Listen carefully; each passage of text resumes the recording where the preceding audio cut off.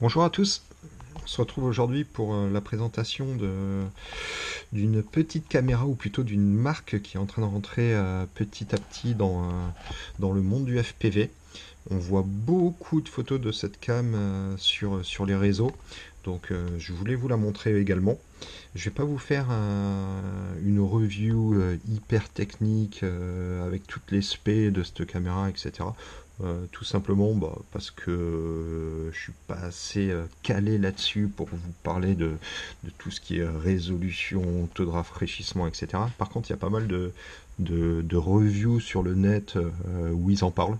Donc n'hésitez pas, moi je vais plus prendre la partie pilote, montage, mon ressenti, la comparaison avec d'autres cams que j'ai. Voilà. Donc c'est la KDX. KDX, je sais pas trop comment on dit. En tout cas, le modèle c'est le Turbo S1 qui est visiblement un peu le haut de gamme chez eux. Donc c'est une caméra en format mini.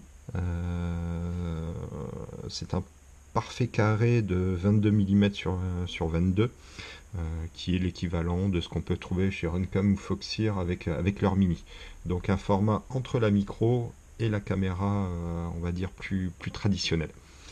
Voilà, une jolie couleur jaune. J'ai vu qu'il la faisait aussi en rose, en vert, voilà, des couleurs un peu flashy, un peu fun. Qu'est-ce qu'on retrouve d'autre? Hop, je vais vous ouvrir celui-ci pour vous montrer les supports. Donc on a toute la partie câblage et la télécommande pour le réglage de l'OSD, donc ça tout ce qui est de plus normal, pas de problème. C'est livré avec deux supports, donc un support classique à monter directement sur le châssis, hein. Donc ça on le retrouve aussi chez toutes les marques de cam, donc ça c'est plutôt normal.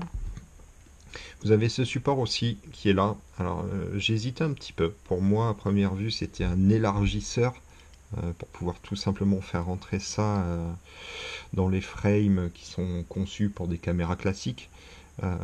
J'ai trouvé ça un peu bizarre parce que normalement une caméra classique fait 25 mm et là si on met ce support on est à 27. Donc je sais pas, on verra. De toutes les manières comment ça va se passer, là je vous montre rapidement ce qu'il y a dans la boîte, mais ce qui est plus intéressant, je couperai et je vous donnerai mes impressions après montage. Voir si j'ai eu des problèmes, voir si ça rentre, la gestion de l'OSD, parce qu'elle a aussi un OSD qui va vous donner, voilà, comme vous retrouvez chez Foxeer par exemple, le nom, le temps de vol et la consommation. Donc ça c'est plutôt intéressant. Voilà, moi j'ai une lentille 2.3 avec. Cette caméra, ce qu'on peut voir sur les reviews sur internet, ce qui ressort beaucoup, c'est la qualité d'image et surtout la gestion de la luminosité. Visiblement, elle a un taux de rafraîchissement qui est très très rapide, ce qui permet de ne pas être aveuglé quand on passe sous un arbre, dans l'ombre, etc. Et dès qu'on ressort en plein soleil, on a cet écran, cette espèce de flash. Visiblement, elle le gère très bien. Donc voir, j'ai même vu des vidéos de nuit où elle s'en sort aussi extrêmement bien. Donc on verra ça. Je vous mettrai aussi à la fin de la vidéo un DVR pour que vous puissiez vous en rendre compte. Alors je vais pas la régler je vais pas le tester avec les réglages d'origine, hein. Je vais passer directement sur des réglages que moi j'adore, que j'ai sur toutes mes cams, qui sont faits par Fred Dosh. Vous pourrez les retrouver sur son YouTube d'ailleurs. Et allez tester ces réglages, ils sont juste top. Donc voilà. Donc ce petit support qui est peut-être un élargisseur, le support normal pour monter sur un châssis, la télécommande pour régler l'OSD, et qu'est-ce qu'on a d'autre? Hop, je vous montre une tripotée de vis, d'écrous, de clés Allen. Là pour le coup ils ont mis la dose. Voilà. Bon pareil, je vous débrieferai ça une fois que je l'aurai monté. Et on doit se retrouver avec une petite notice. Donc écoutez, à première vue la caméra se monte comme une cam, tout ce qu'il y a de plus basique, donc avec OSD, le montage et, euh, et les dimensions. Voilà, après une partie technique, de l'autre côté une partie réglage de l'OSD, mais comme je vous dis, moi j'utiliserai ceux de Fred. Voilà, donc écoutez, elle est plutôt mignonne. Au niveau du poids, je vais vous le donner. hop, on est à 12 grammes 7. Voilà, 12 grammes 7. Et si on met l'élargisseur, on monte à 15 grammes 1. Je me souviens plus. Je pèserai aussi là, une Arrow pour voir à combien ça pèse et est-ce qu'on gagne par rapport à une caméra de format classique.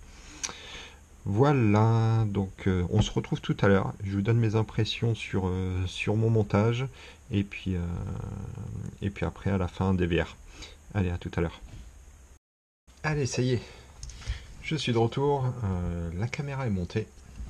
Hop, je vais essayer de vous faire un petit zoom. Là voilà, elle a pris sa place dans ma frame. Qu'est-ce que je peux vous dire sur le montage? Donc du coup, on parlait d'élargisseur tout à l'heure, je l'ai bien utilisé pour arriver à le faire rentrer dans un châssis où c'est une cam de format normal hein, qui est prévu. Donc voilà, donc ça passe sans problème.